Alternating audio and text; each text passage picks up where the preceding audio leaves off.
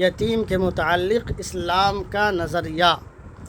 یتیم کے حقوق پر اسلام نے بہت زور دیا ہے، اور اس کا اندازہ اس حقیقت سے لگایا جا سکتا ہے کہ قرآن کریم میں 23 مختلف مواقع پر یتیم کا ذکر کیا گیا ہے، جن میں یتیموں کے ساتھ حسن سلوک، ان کے مال کی حفاظت اور ان کی نگہداشت کرنے کی تلقین کی گئی ہے، اور ان پر ظلم و زیادتی کرنے والے، ان کے مال غصب کرنے والے کے لیے وعید بیان کی گئی ہے۔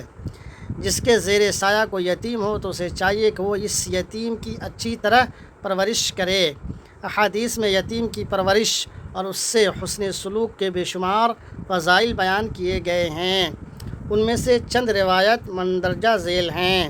رسول اکرم صلی اللہ علیہ وسلم نے ارشاد فرمایا، میں اور یتیم کی کفالت کرنے والا جنت میں اس طرح ہوں گے۔ پھر اپنی شہادت والی اور درمیان والی انگلی سے اشارہ فرمایا اور انہیں کشادہ کیا۔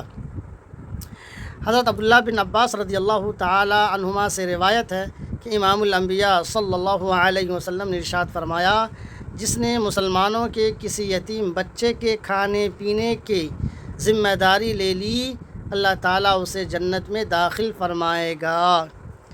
ایک اور حدیث میں فرمایا، یتیم کی کفالت کرنے کو جنت میں اپنے ساتھ ہونے کی بشارت سے نوازا ہے کہ وہ جنت میں آپ صلی اللہ علیہ وسلم کے ساتھ ہوگا۔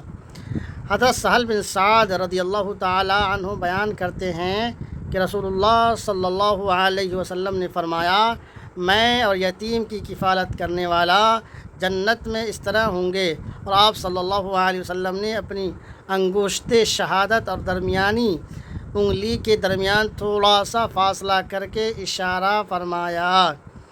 تو اللہ تبارک و تعالیٰ نے خود قرآن کریم میں یتیم کے حقوق کے متعلق، اور نبی کریم صلی اللہ علیہ وسلم نے احادیث مبارکہ میں یتیم کے متعلق فرمایا، اس کے حقوق کے متعلق فرمایا، لہٰذا یتیموں کے ساتھ اچھا سلوک کیجیے، اچھا برتاؤ کیجیے۔